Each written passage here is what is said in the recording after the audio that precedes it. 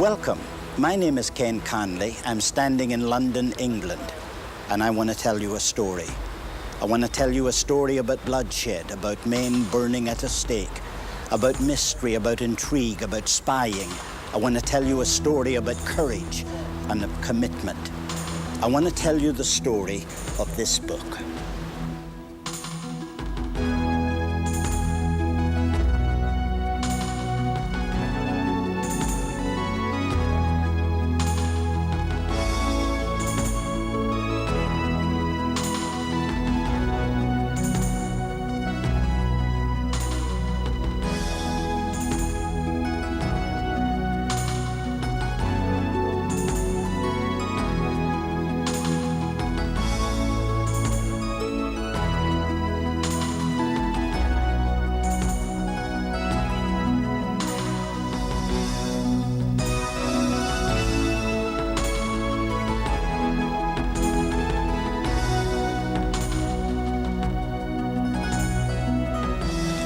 I'm standing by the River Thames, and behind me is Hampton Court, a building that pictures the excesses of the age in which it was built.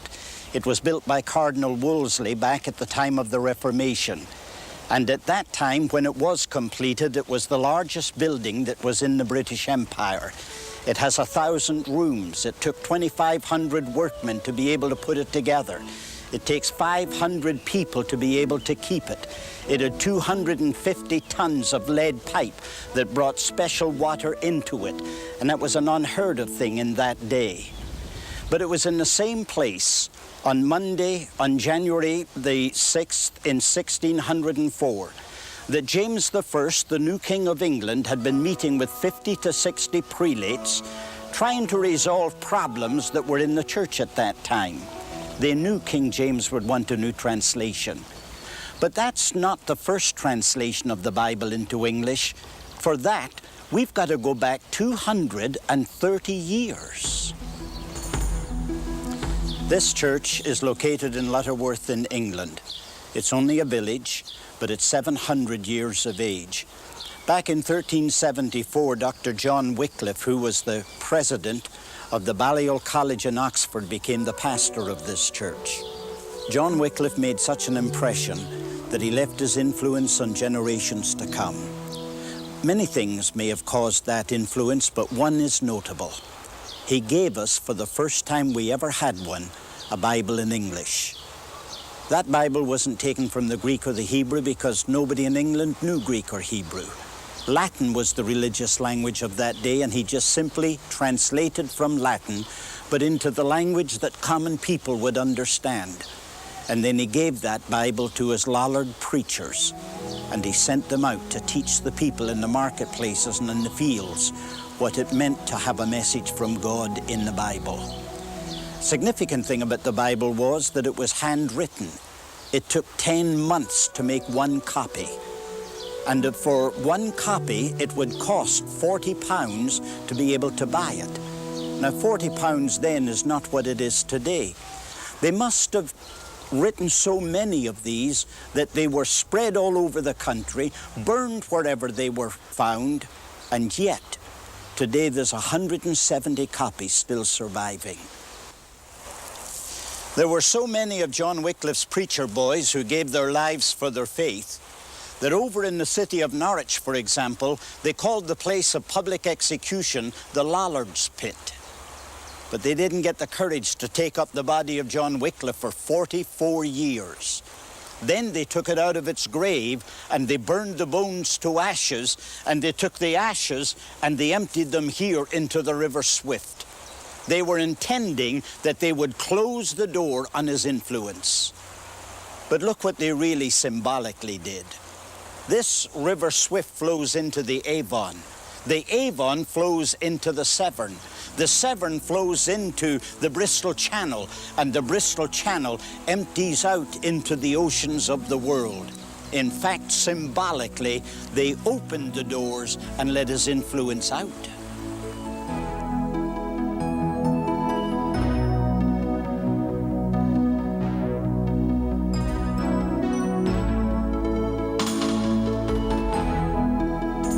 In the 100 years that followed the death of Wycliffe, there were two momentous events that occurred. The first of these was the fall of Constantinople. When it fell, Greek culture started moving toward the West, and people in Europe began to learn a Greek language.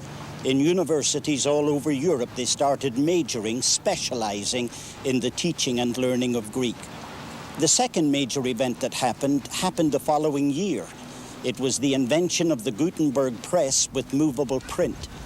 When that occurred, they began to have the ability to print things they had not been previously able to do, and the first thing that they printed was a Latin Bible. Of course, it brought freedom, but not freedom for everybody.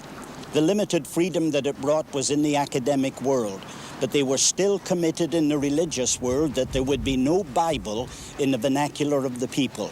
They were not going to allow a Bible to be printed in English, since in 1407 they had passed a law forbidding it, and they were not going to rescind that law.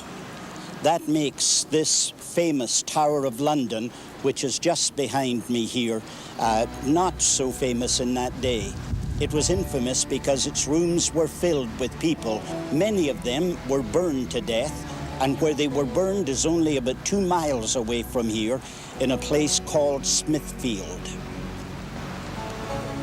It was right here in this area where they put the stakes, and then they built the timber around the stakes. They would bring the person and chain them to the stake and then ignite the timber, and their flesh would literally burn until they died. Those dear people died in order that you and I might have an English Bible in our hands. You can't help but being emotional standing on a spot where these things occurred, because I think of all the good people that died here, men like John Lambert. Because Lambert, if you remember, is the man when the flames came up over his head, in order to try and communicate with the people in an area that then was wide open fields and thousands of people were here. He put his hands as high he could put them and projected his fingers. Flames came from his fingers while he cried, "None but Christ, none but Christ." This is not the only place where men gave their lives for the faith. For example, on April the 4th in 1519, in a place called Little Park in Coventry, not very many miles from here, there were 6 working men. 3 of them were just shoemakers, and a woman. And they were publicly executed by burning to death. For what? Because they taught their children the Lord's Prayer in English. Now that's remarkable when you realize that something significant happened only 2 years before that in Cambridge.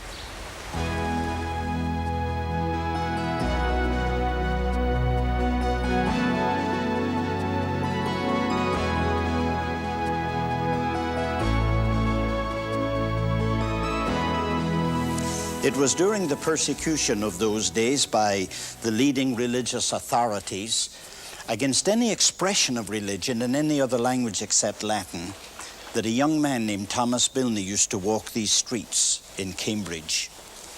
He had been soundly converted to Christ by reading the Greek New Testament of Erasmus, and immediately trying to share his faith had gone to the White Horse Inn, where the sophists of his generation used to meet. It was the Mars Hill.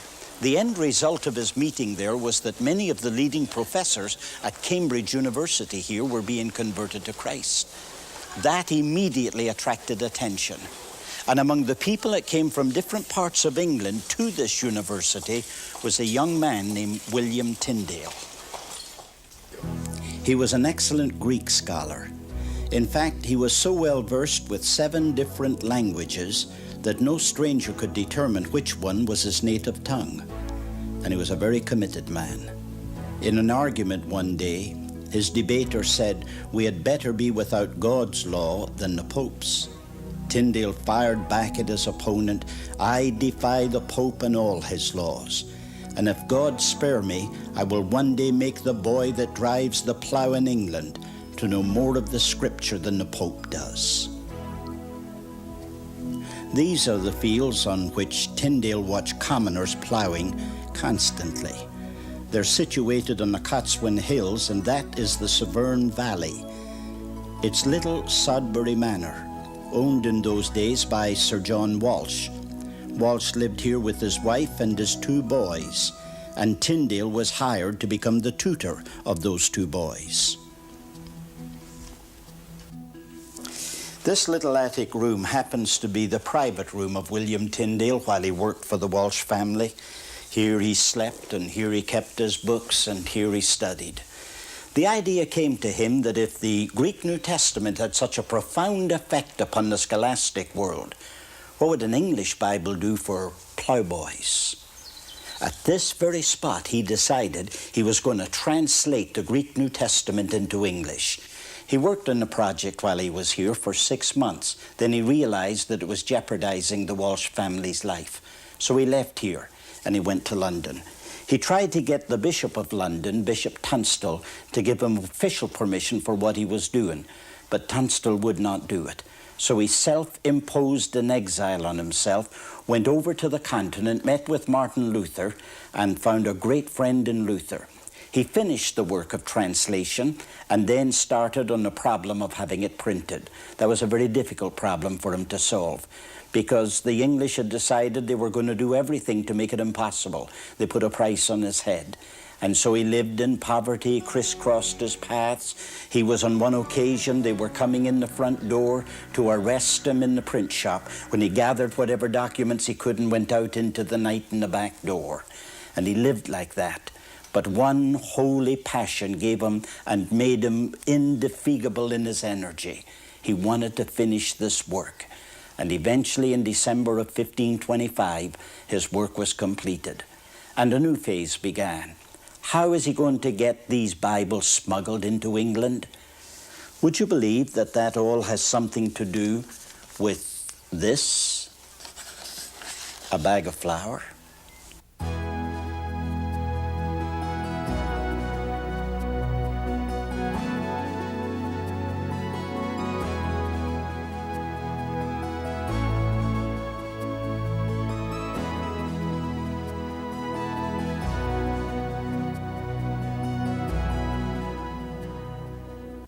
I'm standing now where the Port of London was in the days of William Tyndale.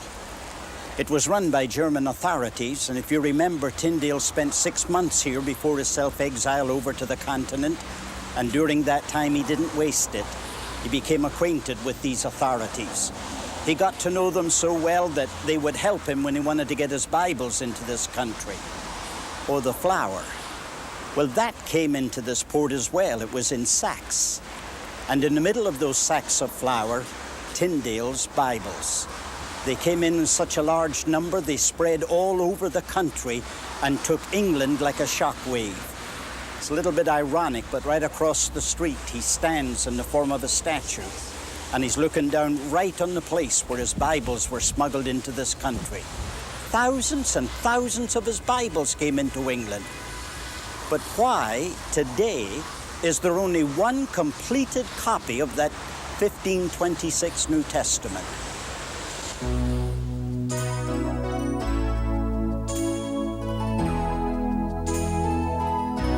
A man named Tunstall was the Bishop of London at the time of William Tyndale, and he was Tyndale's bitter enemy. He did everything that he could to frustrate what Tyndale had in mind, and whenever he could find one of the Bibles, he would bring it here to St. Paul's Cathedral and ceremoniously put it on fire.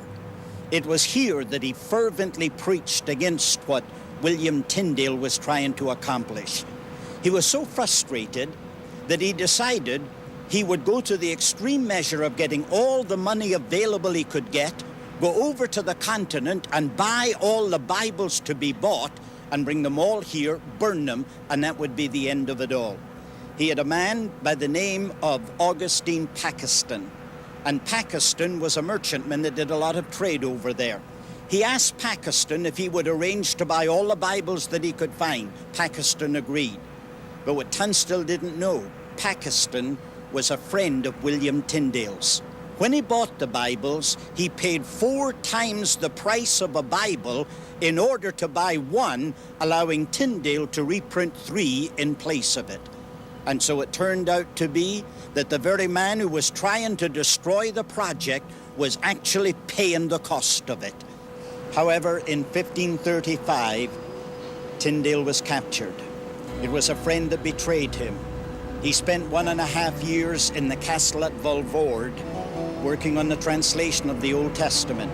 That was his life's passion, and he couldn't get away from it. And then in October of 1536, they took him out to die. He was tied to a stake where the timber was around to ignite and burn him to death. But there's another part to that. They put 2 holes in the stake. They threaded a piece of wire through those holes that went around the throat of Tyndale, and they determined that he would die by strangulation as well as by burning at the same time. The last chapter in a great man's life.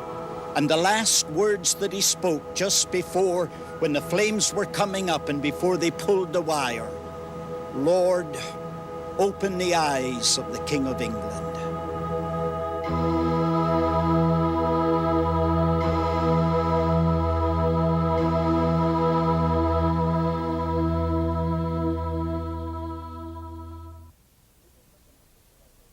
We've been looking at the struggles we've gone through in order to get an English Bible.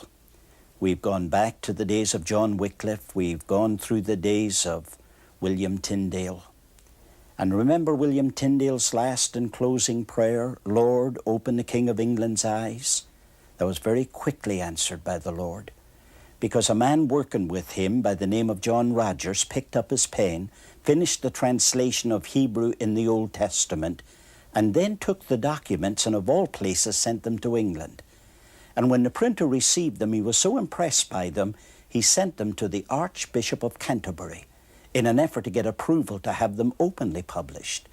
The Archbishop of Canterbury attempted to get the King of England to approve it, and he accomplished it. And it's really a miracle, because if you look at the end of the book of Malachi, William Tyndale's initials are as big as they can be. A man that was persecuted by the King of England and now approved for publication with his initials on it. However, there were footnotes, and they were very strong. In fact, they were so strong that the Secretary of State was afraid the king would withdraw approval unless they were changed. So another Bible had to be brought about.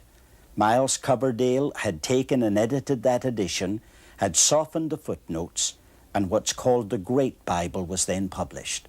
The Great Bible was required by the King of England to be posted in every parish church, available for anybody to read whenever they wanted to read it, a reader provided if they could not read. And of all things, on the title page was the name Cuthbert, a bishop. Who is he? He's none other than Bishop Tunstall, the man that had burned Tyndale's Bibles. Here's Tyndale's Bible in a new form, and his name is on the title page approving its publication.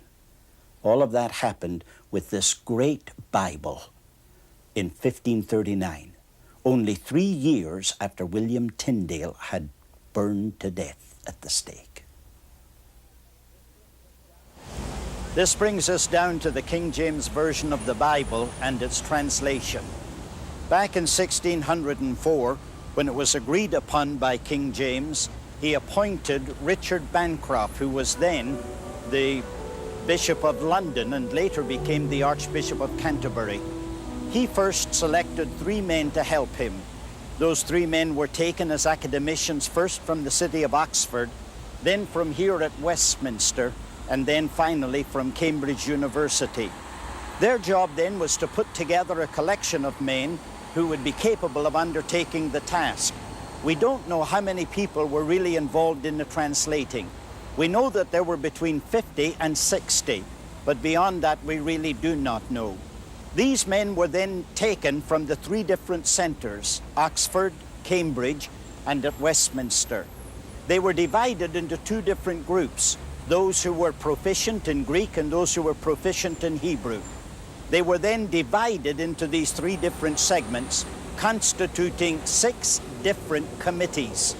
Then the Bible was taken and it was divided up into 6 different parts, including the apocryphal books. These parts were then distributed equally between Oxford, Cambridge, and Westminster. And then the men went to work at doing their translating. Once a man had finished one of the jobs, he was then to read it before the entire committee, and whatever was finally decided upon must be agreed upon by the committee. Sometimes they had to listen to as many as 13 variant readings of one particular passage before they made a decision. And then finally, their decisions being made, they handed all of their material down to 2 appointed men who gave the final editing to the work. These 2 men had made many changes.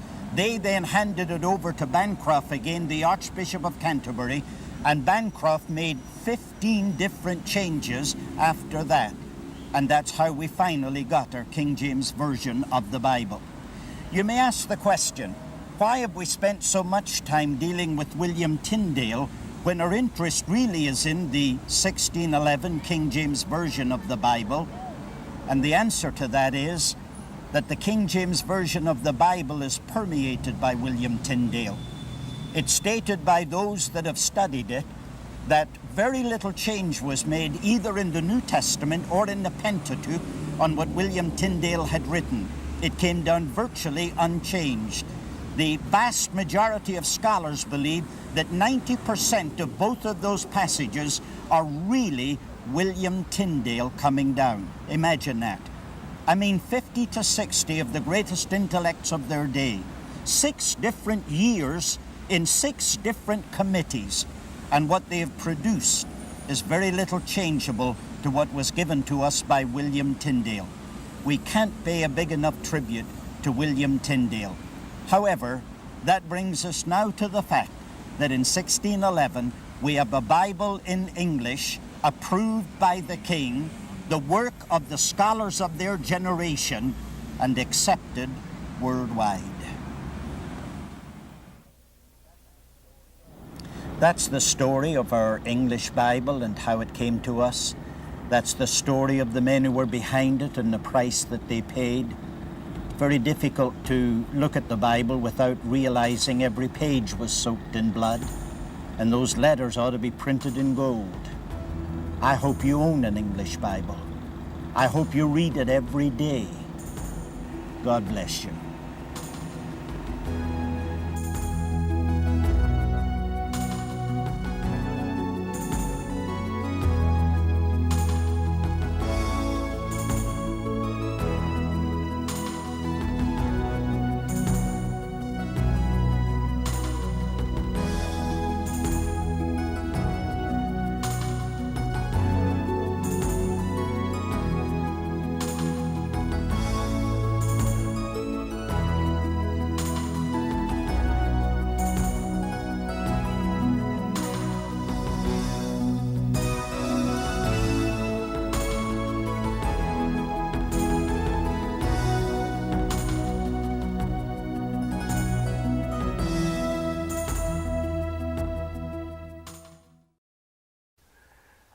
We hope you enjoyed this moving video about the King James Bible, and God bless those dear souls who suffered and died so we could have a Bible in English.